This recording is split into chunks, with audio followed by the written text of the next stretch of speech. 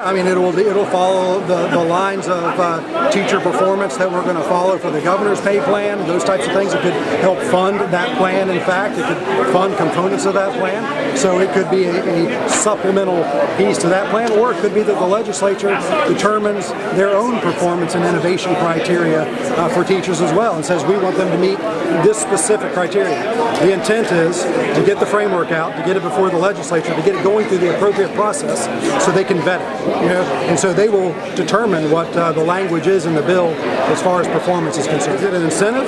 More than just a reward? Sure. I mean, whether you can call incentives rewards, you can call rewards incentives, but yeah, absolutely it is. A lot of ways it could be handled. Expectation would be that it raises billions of dollars over time. Over time is a long period of time. I don't know. I mean, there is no expectation of the time frame. The idea is put the framework in place, give the legislature and the governor a place to park money when they have the opportunity to do that, and to give the general public there's large corporations in our state that would be very happy to participate in this effort and start to grow that fund. And at a time in place when it can grow to even $500 million, it becomes a self-funding mechanism. And so you can pull tens of millions out of a $500 million fund and really start to reward teachers.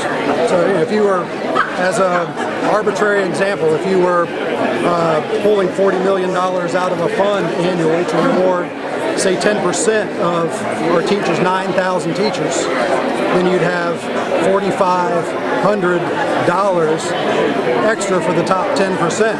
Well, our average teacher pays $46,000 right now. That's 10% of their pay. I mean, these are real numbers that you start to work with without even getting to billions of dollars.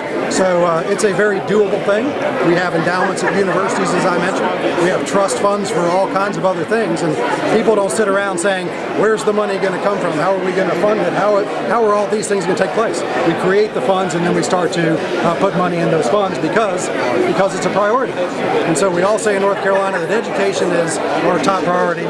This is a time, again, to put our money where our mouth is and do something about it.